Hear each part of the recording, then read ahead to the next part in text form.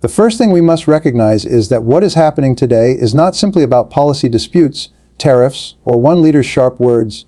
It is about something far greater. It is about the slow but undeniable shift in the architecture of global power. For decades, the United States stood at the center of this architecture, not merely because of its military or its economy, but because of a cultural assumption that others would bend, adjust, and accommodate. Washington spoke, and the world listened.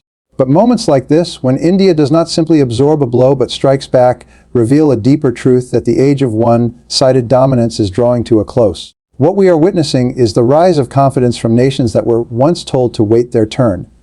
India's reaction to Trump's posture is not just a response to a specific policy. It is the symbolic expression of an emerging identity. It says, we are no longer content to play the role of a follower in a script written elsewhere. We have our own narrative, and we will act upon it. This is not arrogance, it is self-awareness, and self-awareness in politics, just as in psychology, marks the beginning of maturity. Think about it in human terms. A child accepts authority without question because it does not yet know its strength. An adolescent begins to push back, to test boundaries, to declare that it has its own voice. Nations are no different. For much of modern history, global politics resembled a classroom where the West dictated the lessons and the rest of the world quietly scribbled notes. But the world has grown up. India's assertiveness is part of a larger awakening where nations no longer ask permission to define their future, and there is something deeply psychological here. Power is not only about who has more weapons or who prints the dominant currency, it is about who dares to say no without trembling. It is about who can reject the invisible leash of intimidation. When India hits back, it disrupts the expectation that the US alone sets the rhythm of global affairs. It breaks a spell, and once a spell is broken, others realize they too can step outside it. We should be careful not to see this as hostility. It is not about India trying to overthrow the United States or humiliate it. It is about asserting balance. Balance is not rebellion, it is health. The world needs equilibrium, because a one-sided world is a dangerous one, and equilibrium comes only when nations act with confidence, even in the face of pressure. So, when India refuses to bow, it is not simply protecting its own interests. It is symbolizing the larger truth that no nation, however powerful, can forever dictate terms to the rest of the world. This is a turning point, not just in policy, but in psychology, in history, and in philosophy. It is the quiet but thunderous announcement that the age of unquestioned dominance is ending, and a new era of shared strength is being born. And the lesson for us, as individuals and as nations, is this: there comes a time when silence is no longer humility, but submission, when obedience is no longer wise, but weak. To grow, to mature, to truly live with dignity, one must find the courage to rise, to resist, and to say with clarity and conviction enough. If the first truth is that global power is shifting, the second is that this shift becomes meaningless unless it is accompanied by economic independence. Because in our modern world, power is not only measured by armies or alliances, it is measured by the capacity to stand on your own feet economically. This is why Trump's attempts to pressure India with trade restrictions or tariffs were never just about commerce. They were about leverage, about the subtle message that America could bend India's choices by tightening the economic screws. But what happens when that leverage no longer works? What happens when a nation refuses to be held hostage by the illusion of dependency? That is when sovereignty becomes more than a slogan. It becomes reality. Economic sovereignty does not mean isolation. It does not mean cutting oneself off from global trade or refusing cooperation. It means refusing to let your destiny be dictated by another's convenience. It is the difference between participating in a marketplace and being trapped in it. Dependency is psychological as much as it is financial. A nation that believes it cannot survive without the approval of another has already surrendered before any battle begins. But a nation that recognizes it can endure, adapt, and thrive on its own terms becomes unshakable. India's pushback against Trump is a signal that it refuses to play the role of a dependent. For too long, the assumption was that developing nations must adapt to the priorities of the West because they had no choice. But when India insists on charting its own course, it tells the world something profound: that interdependence does not mean subservience. Cooperation must be mutual, or it ceases to be cooperation and becomes coercion. On a deeper level, this speaks to a universal human truth. How many individuals live their lives in quiet dependency, afraid to make choices that may displease those they rely on? They trade away freedom for the comfort of security, not realizing that the very security they cling to keeps them fragile. Nations are no different. Real stability is not found in obedience, but in resilience. The ability to weather storms without collapsing. India's resilience in the face of American pressure illustrates this principle. By refusing to cave, it shows that prosperity is not a gift handed down by others, but a state built through determination, creativity, and self-belief. It is the same principle that governs every meaningful achievement in life. If your foundation rests on someone else's approval, you will never stand tall. So this confrontation is not merely economic, it is existential. It is about who owns the future. Will it be a future where nations compromise their dignity for the sake of short-term gains, or will it be one where they take the harder road of self-reliance?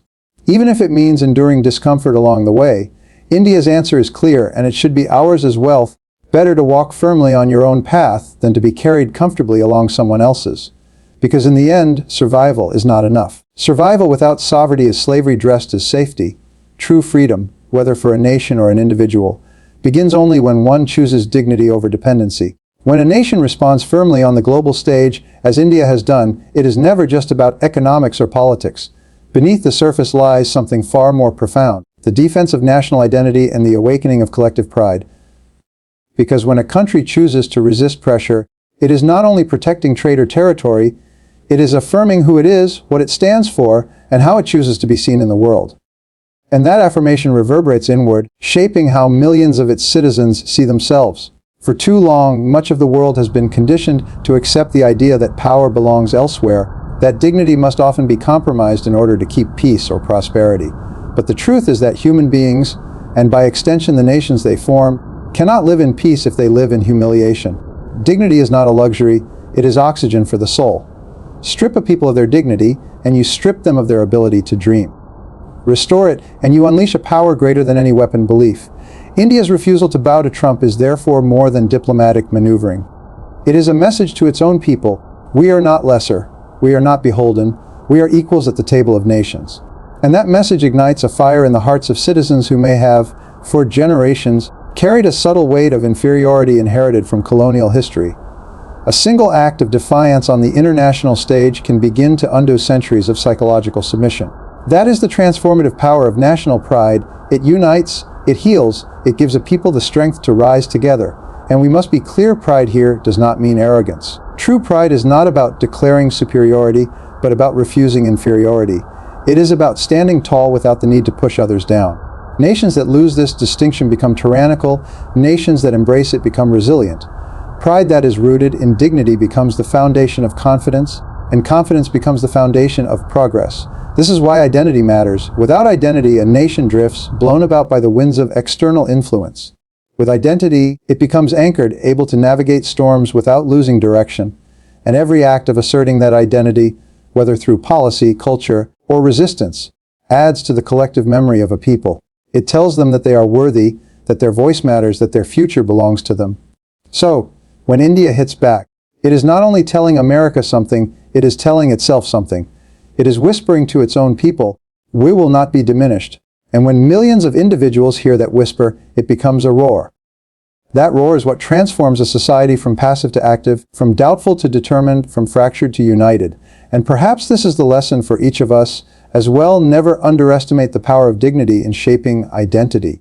Because when you defend your dignity, you don't just change how others see you, you change how you see yourself. And that, more than anything else, is what unleashes the strength to rise. Power, at its core, is not only about what you can impose physically or enforce through laws, it is about what you can convince others to believe. That is why the psychology of power is often more decisive than its material expression.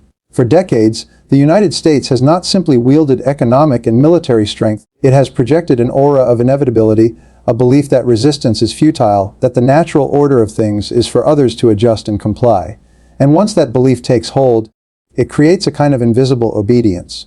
People submit not because they are forced to, but because they cannot imagine an alternative. This is what makes India's response to Trump so significant. By refusing to bend, India is not just rejecting a policy, it is shattering a psychological pattern. It is proving that the aura of inevitability around American dominance is not untouchable. And once that aura is pierced, the spell begins to weaken, not just for India, but for many others who were quietly watching, asking themselves whether they too had the strength to say no. Think of it like this: in any relationship, the one who holds power is not always the one who has more resources, but the one who defines the terms of interaction. If one side always dictates and the other always accommodates, then power flows not from superiority but from submission. The moment the submissive side refuses to play along, the balance shifts. That refusal is an act of psychological liberation, and it can often be more transformative than any external victory. History is filled with such moments. When colonies resisted empires, when citizens defied kings, when movements challenged dictators, what they broke first was not the opponent's strength, but the illusion of invincibility. The same applies here. India is not trying to outspend or outgun the United States. It is challenging the unspoken assumption that America's word is final. That challenge in itself is power. On a personal level, this lesson is just as relevant. How many people live their lives shackled by unspoken assumptions, believing that their boss, their family, or society itself has the final say over what they can become? They don't test the boundaries because they are convinced the boundaries are immovable. But the moment they push back, the moment they refuse to accept the script handed to them, they discover something extraordinary. The limits were psychological all along. That is what India is demonstrating on the world stage, that the greatest chains are not the ones placed on us from outside, but the ones we accept in our own minds. And once those chains are broken, everything changes.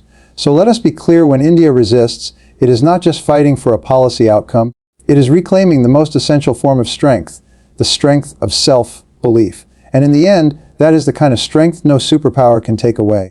Because the only true defeat is when you surrender your mind. At the heart of this entire confrontation lies a philosophical choice, one that every nation and every individual must eventually face: the choice between dignity and fear.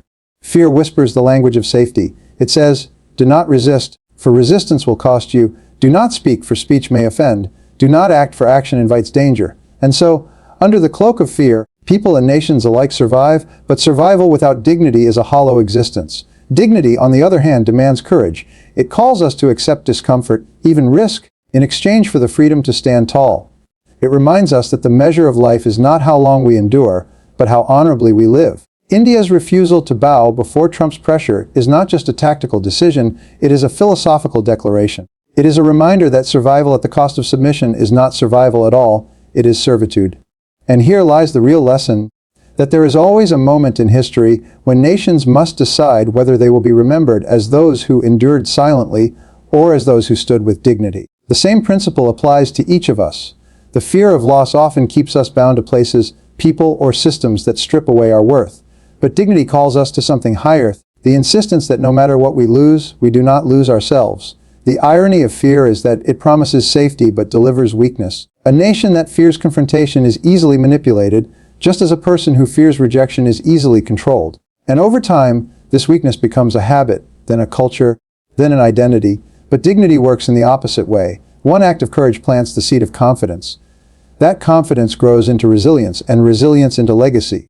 This is why dignity is so powerful. It transforms not only the present moment, but the generations that follow. India, by resisting, shows that dignity is more valuable than immediate comfort. It is willing to endure economic threats or political isolation rather than forfeit its sovereignty.